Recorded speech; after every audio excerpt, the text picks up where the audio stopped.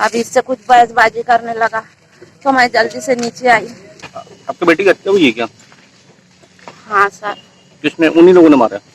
अब मेरे को उसी का शक लग रहा है क्योंकि एक बार और अभी बीच में गर्मी में लॉकडाउन में घर में आया था और चाबी मांग रहा था। अब वो कहा है, मैं सामने वाले घर में थी तो बोले चाबी दे घर की, बोले तो मैंने बोली नहीं देती, काय को दूंगी, तो मेरे बेटे को मांग रहा था चाबी दे, तो उन्होंने बोला नहीं देता चाबी, तेरे को बहुत मारूंगा, बोले तू घर की चाबी नहीं दे रहा है। फिर कोतवाली पुलिस के द्वारा मृतक युवक के शव को कब्जे में लेकर इस पूरे प्रकरण की जांच शुरू कर दी है। आखिरकार मृतक जिला मुख्यालय से 5 किलोमीटर दूर कुमारी पंचायत क्यों गया था, इस बात का पता लगाया जा रहा है। विक्की मेश्राम की बॉडी मिली है, उसका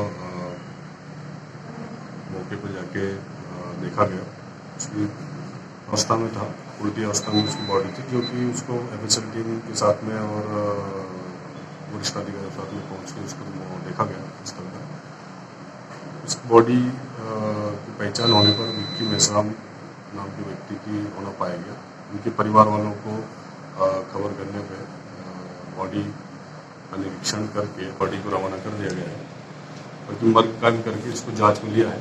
जांच में जो तथ्य आएंगे उस आधार से उसकी वैधानिक कार्रवाई आगे की जाएगी। सर प्रथम दृष्टया क्या लग रहा है सर? अभी उसको बाएं हाथ की हथेली में एक चोट दिख रही है, बाकी जांच में जो भी आएगा उसमें कार्रवाई करेंगे। जिले के परसवाड़ा थाना के अंतर्गत बैयर रोड ग्राम बगोली के पास मोटरसाइकिल पेड़ से टकराने से गंभीर रूप से घायल युवक की मौत हो गई। मृतक युवक चमरूलाल रजक 23 वर्ष ग्राम डूंगरिया थाना परसवाड़ा निवासी है। प्राप्त जानकारी के अनुसार 3 अगस्त को 2 बजे चमरूलाल मोटरसाइकिल से बैयर की तरफ से आ रहा था।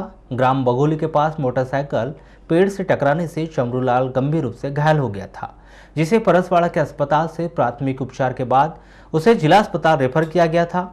चमरूलाल की गंभीर स्थिति को देखते हुए परिजन उसे गोंदिया ले जाकर वहां एक निजी अस्पताल में भर्ती किए थे। वहां से 5 जुलाई को चमरूलाल को उसके परिवार के लोग गोंदिया से जिला अस्पताल ला रहे थे। रजेगांव के पास चमरूलाल की मौत हो गई। किसानों की सुविधाओं को ध्यान में रखते हुए सहकारिता विभाग के द्वारा जिले में करीब 1 दर्जन से अधिक सोसाइटियों को आदर्श सोसाइटी के तौर पर स्थापित करने की कवायद शुरू की गई है, जिसके बजट को लेकर सहकारिता विभाग के द्वारा शासन को प्रस्ताव भेजा गया है, जिसमें सोसाइटी के लिए 10 लाख से लेकर 50 लाख रुपए की राशि मांगी गई।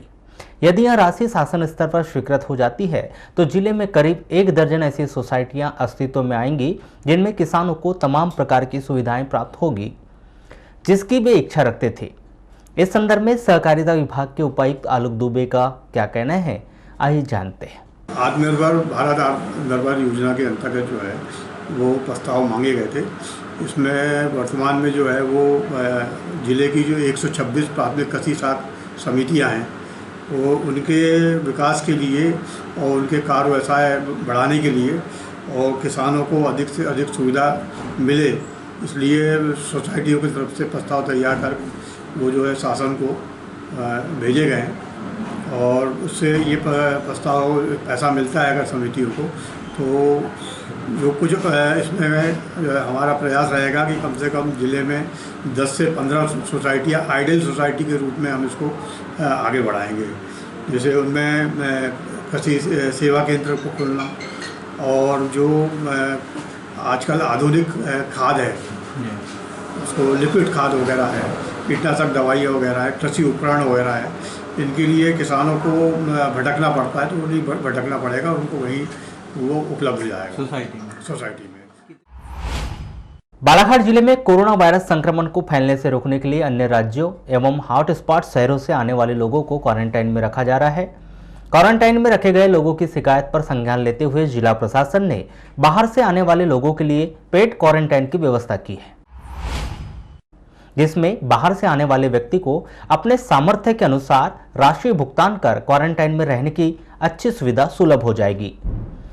बाहर से आने वाले जो व्यक्ति कुछ भी राशि व्यय करने में सक्षम नहीं है, उनके लिए शासकीय स्तर पर क्वारंटाइन रहने की व्यवस्था की गई है। जिला प्रशासन ने अनुविभाग स्तर पर एसडीएम की अध्यक्षता में क्षेत्र के लॉज एवं रेस्टोरेंट संचालकों की बैठक लेकर बाहर से आने वाले लोगों के लिए क्वारंटाइन के दौरान उचित दर पर अच्छी व्यवस्था बनाने की पहल की है।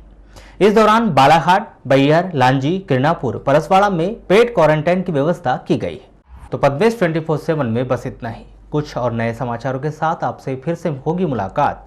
तब तक के लिए दीजिए इजाजत। नमस्कार।